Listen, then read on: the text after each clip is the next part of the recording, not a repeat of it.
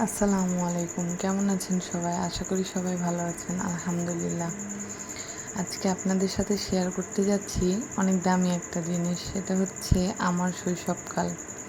আমরা যেখানে থাকি অর্থাৎ আমার দাদার বাড়ি, আমাদের বাড়ি সব হচ্ছে চাঁপাইনবাবগঞ্জে। আর চাঁপাইনবাবগঞ্জের আরেকটা জায়গার নাম হচ্ছে আমনুরা। সেখানে আমার দাদার বাথান বাড়ি আছে। তো আমি যখন ছোট ছিলাম তখন আমরা বেশ কয়েক মাস ওখানে ছিলাম। তো ওখানে আমার অনেক স্মৃতি আছে। ওখানে আব্বুরা একটু বেশি দিন ছিলাম, আমি একটু কম ছিলাম, বাট ছিলাম। তো একসাথে বহু বছর আমরা সবাই মিলে, চাচিরা, ফুপিরা, কাজিনরা সবাই মিলে অনেক মজা করতে করতে গিয়েছিলাম। তো সেই জার্নিটা আপনাদের সাথে শেয়ার করব। এই যে দেখতে পাচ্ছেন, এটা আমার ছোট চাচি, এটা আমার কাজিনের মেয়ে, এটা আমার ফুপি, এটা আমার আরেকটা ফুপি, ফুফাতো ভাই, এটা আমার আরেকটা ফুপি, এটা বড় আম্মু, এটা চাচি, এটা কাজিনের মেয়ে, এটা আমার আরেকটা ফুপি, এটাও আরেকটা ফুপি। অ্যাকচুয়ালি আমার 6টা ফুপি। এই যে আম্মু আর আয়াতকে নিয়ে দাঁড়িয়ে আছে, এটা আরেকটা চাচি। আর এখানে বংশের মানে যতগুলো ছিল আর কি, আরও আছে, এটা এক ভাগ বলতে পারেন। তারপর বাচ্চাগুলো তো আমরা অধীর আগ্রহে ট্রেনের জন্য অপেক্ষা করছিলাম। বাচ্চাগুলো সবাই ক্লান্ত হয়ে গেছিলো, এই যে যে যার মতো বসে পড়েছে, কেউ ফোনে ব্যস্ত।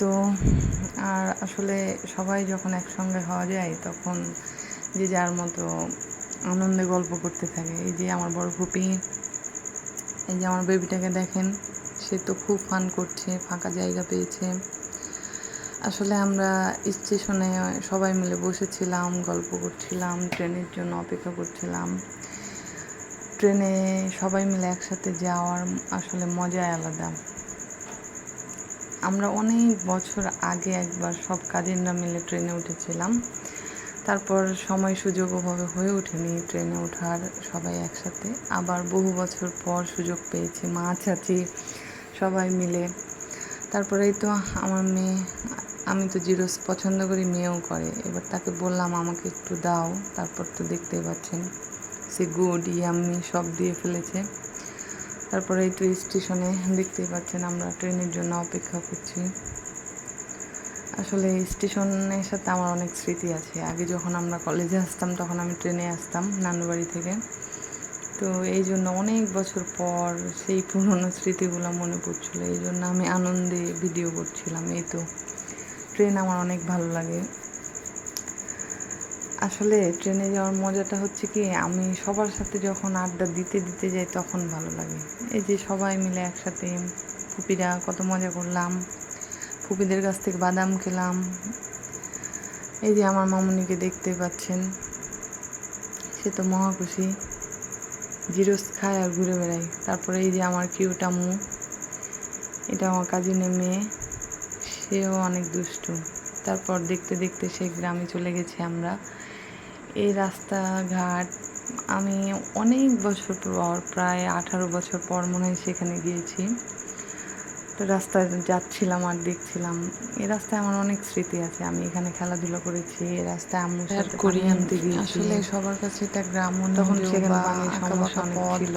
এসবে দেখার কি আছে, এগুলো মনে হতে পারে প্রত্যেকটা বাড়িতে আমার পরিচিত আছে। আমি যত দেখছিলাম তত অনেক দিন ছোট্টবেলার স্মৃতিগুলো তাজা হয়ে উঠছিল। তাই এই সবগুলো মেমোরি হিসাবে রেখে দিয়েছি। এটা সেই মাদ্রাসা, আবার কবে যাই না প্রথম আরবি পড়া শিখতে যাই, মনে হলো আপনাদের সাথে। এখানে আমি অনেক খেলেছি, এর পাশে আমাদের বাড়িটা, এজন্য এখানে আমার অনেক স্মৃতি আছে। এই তো এই বাসার সামনেও আমি অনেক খেলেছি, এটা সেই জায়গা। আর এই তো এটা হচ্ছে দাদার বাড়ি, এর পিছনে আমাদের বাথান বাড়িটা আছে, এটাও আমার আর এক দাদার বাড়ি আর কি। মানে এ বাসায় বড় হয়ে খেলা করছে দুজন মিলে, স্মৃতি আছে। তারপরে তো যেগুলো চোখের সামনে যত দেখছিলাম বড় দিঘি ছিল। তারপরে তো তুবার আয়াতের দিঘিটা অনেক সুন্দর ছিল, পানিগুলো অনেক পরিষ্কার ছিল, পাড়গুলো আরও সুন্দর ছিল।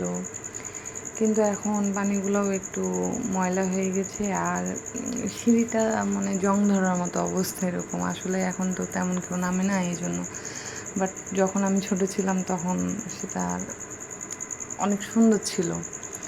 তারপরে এই তো এবার বাড়ি ফেরার পালা, আমরা অনেক আড্ডা দিয়ে শেষ করছি। সবাই ভালো থাকবেন। ভিডিওটি ভালো লাগলে লাইক, কমেন্ট অ্যান্ড শেয়ার করে দেবেন। আসসালামু আলাইকুম।